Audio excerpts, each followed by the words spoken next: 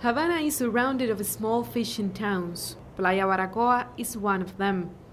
A quiet place with beautiful beaches and marine environment. We came here to talk to a young scientist, Dr. Patricia Gonzalez, a biologist and the director of Marine Research Center of the University of Havana. So, where are we, Patricia? So we are now in Baracoa. This is a small community very near from Havana that my center and me particularly started to study these reefs 10 years ago, exactly in 2004. And this is really amazing community and amazing reefs. In terms of nature, they have many values as one of the most important species of corals they have here in the crest reefs. This is important because protect the community from hurricanes, because it's as a wall, function as a wall that broke the waves, the big waves that was provoked by hurricanes. But also, just in front here, we have sometimes a family of manatees, baby, father and mother, and some of the fathers and families go with the child to this part to see the manatees, the kids touch the manatees and that. But also this community, it is really impacted by overfishing. So maybe it will be important to establish more strong management in this community in order to preserve many marine species that migrate or that live near of this environment.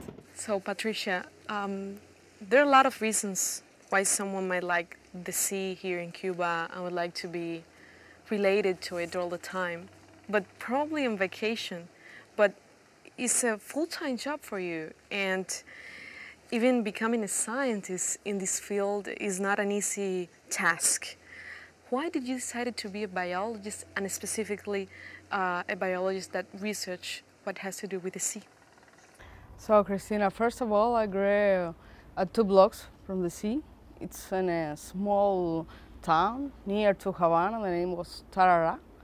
And there I learned to swim, and I do my first snorkel there too.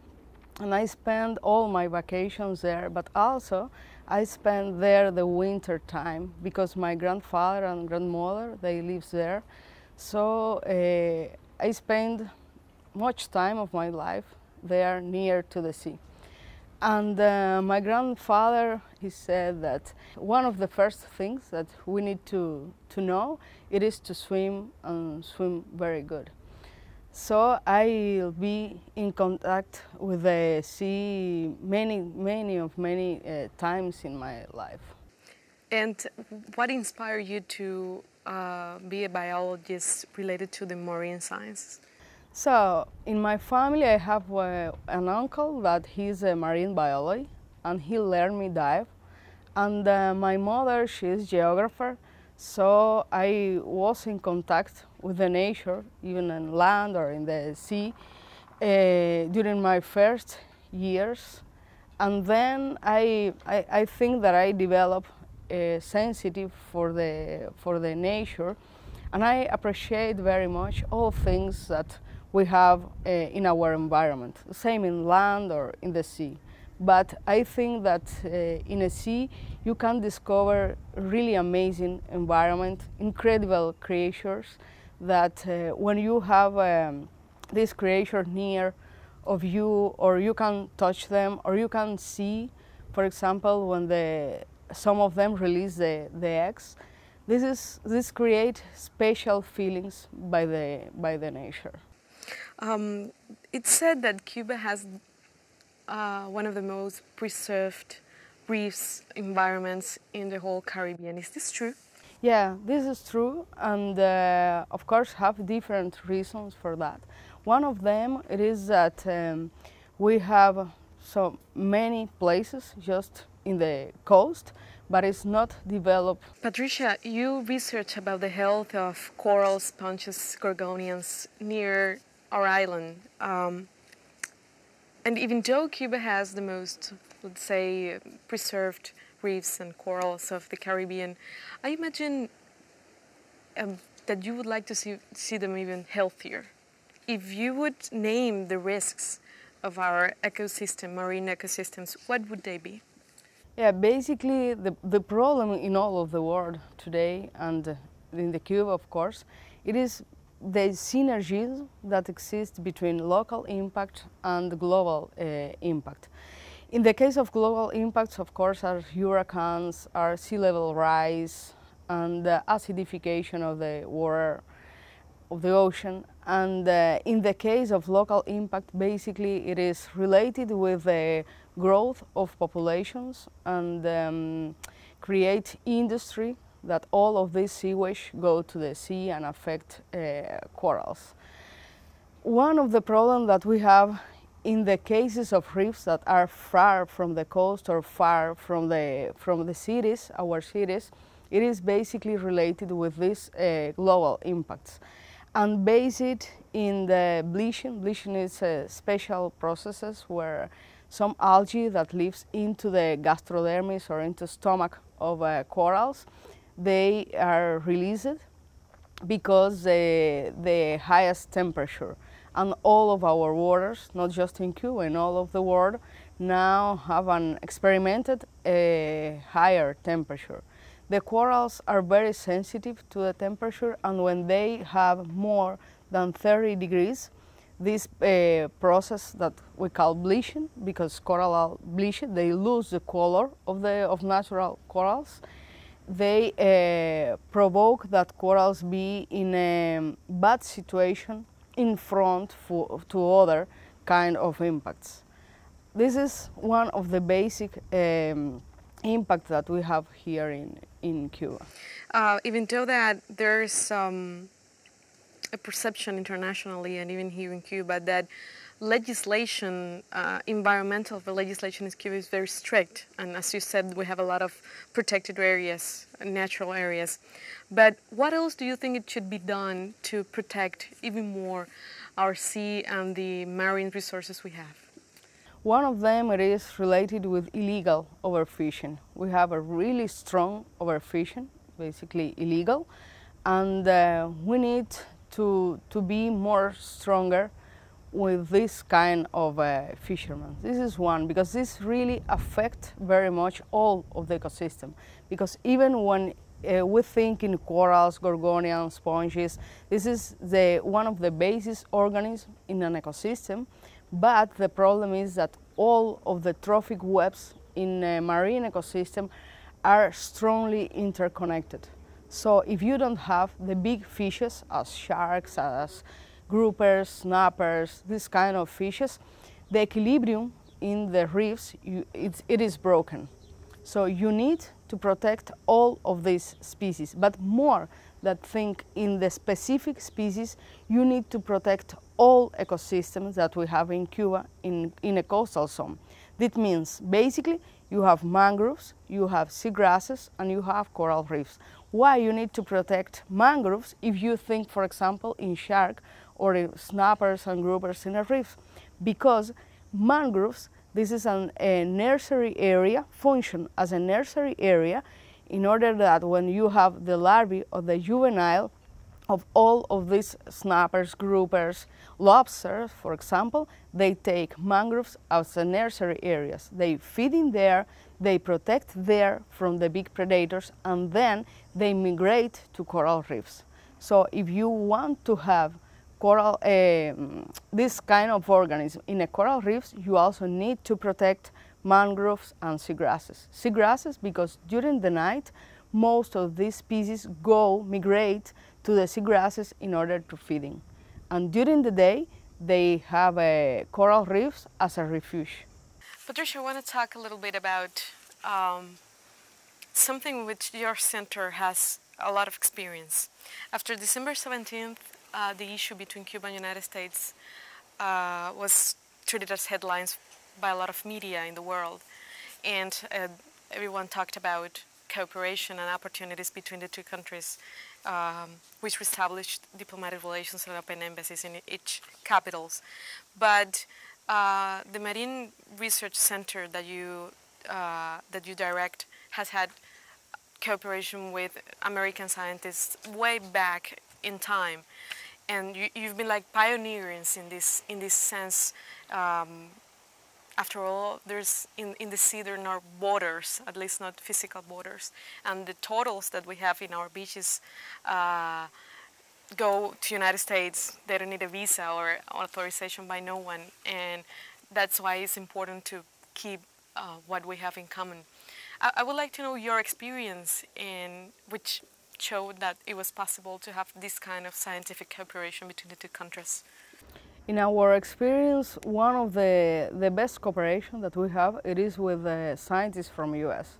Basically, we have more than 15 years of this kind of cooperation with not only with universities as well as with different kind of NGOs as the Ocean Foundation, Ocean Doctor, and ever one of the bases of this cooperation is respect the rules of Cuba, respect the rules of US, and with this basis we really construct really strong cooperation that involves not just research, not just expedition in common, as well as courses, teaching, exchange of faculties to different universities. We have a strong cooperation with the University of Gainesville, with University of Alabama, Vermont, North Carolina, and it is really great experience when, for example, they bring students of a college or students of a university, and they touch with his hands our nature, but also our experience as a culture, because they bring, you know, all things that the media basically they're said about Cuba, and when they came, they found another completely different environment, and they are very, very happy and very useful for them this kind of experience. Why are they so interested in the Cuban nature? Basically because marine species don't know about policies, about politics, about boundaries of the countries. And we have many marine species that we share, these marine species, as for example, many larvae that they receive in Florida or, for example, in North Carolina, came from Cuba, for the north part of Cuba. These are involve many fishes, lobsters, and we receive here many fishes that migrate, that are big migrate fishes, as marlins, for example, as sharks, as a ballet shark, and we receive here as a part of this migration. So we need to study what happens there, what happens here, because this is a part of the same big environment. In fact, when you speak about Great Caribbean, Big Caribbean, this involves Mexico, this involves US. We received here, for example, 2 years ago, one manatee that had a tag that was spotted there in Florida. So if we're really thinking in a good management for our region, we need to be in the same round table and negotiate the management and have many agreements in order to protect our coastal zones. What are the advantages that you think?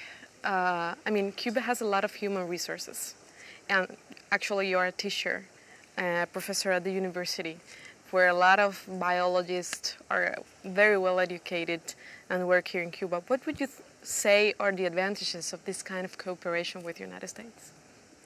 Basically, in order to understand what happens there in terms of ecological processes, but also to share good skills, a good experience of management, for example, these marine protected areas, because sometimes they have other kind of impacts that we don't have, so they here learn from us some kind of skill that we develop. And in the opposite, also, we don't have right now this big tourism that impacts strong to the environment, but we need to think in that, because probably in months, in years, we will have a really increase of tourism. So we need to have many and many studies before that happens in order to try to prevent this scenario and establish really protected measures for the environment. You mentioned tourism, and I was going to ask you about that because in this first half of the year, there was an increase in 35% of American visitors, and an increase also of international visitors. So with the reestablishing of diplomatic relations and the anxiety of the business community to come here and develop and be part of the tourism field and business here in Cuba, we can expect, as you said, an increasing number of tourism, which is good for the economy and for the employment of people, but it's also a very heavy weight for the nature, environment, and all this preserved ecosystem that we have here in Cuba. How do you think, there's a debate all over Latin America about that, to preserve nature or to develop. Are those two phenomena separated? Are they exclusive, or can you develop from tourism and at the same time have your nature preserved? I think that we need to have an equilibrium between economics, development, and preserve the environment. One of the way, basically, for aware that it is ecotourism, in order that we preserve not just our marine ecosystem as well as inland ecosystem, mountains, some kind of swamps that we have, some kind of special species that we have in land also. And I think that ecotourism will be the better way that we have for that. And what if someone asks you, Patricia, of the world, and I imagine they do, why should they come to Cuba to do this kind of ecotourism? What would be your answer? Why to come to Cuba?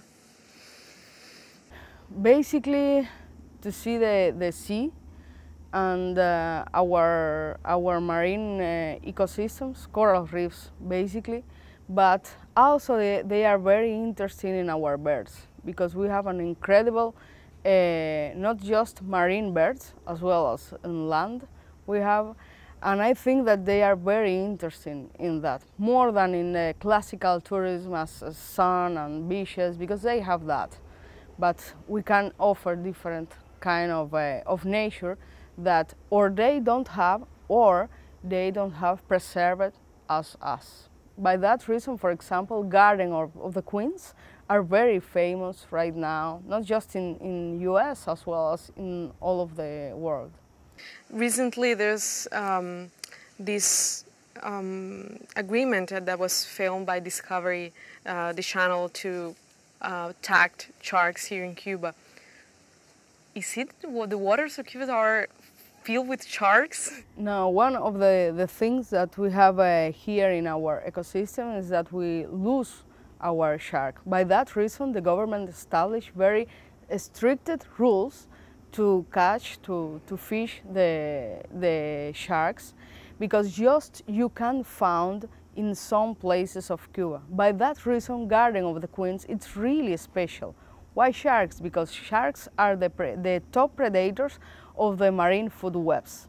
So if you have sharks, many sharks in one ecosystem, that means that these ecosystems are relatively healthy, because you have these top predators, so they are responsible to have all cycle in a trophic webs in a coral reefs. So to see a shark is not always a bad news, right? No. But unfortunately, we don't have more sharks. It's just in very special places in Cuba. So you think it's possible to have growing tourism and good nature, preserved nature? I think so. It's just we need, first of all, know very well how function the ecosystem in each place in you planning to develop tourism, and then establish very strict rules for this ecosystem in order to preserve our nature. Do you think there's a consciousness in the government about this? I think so.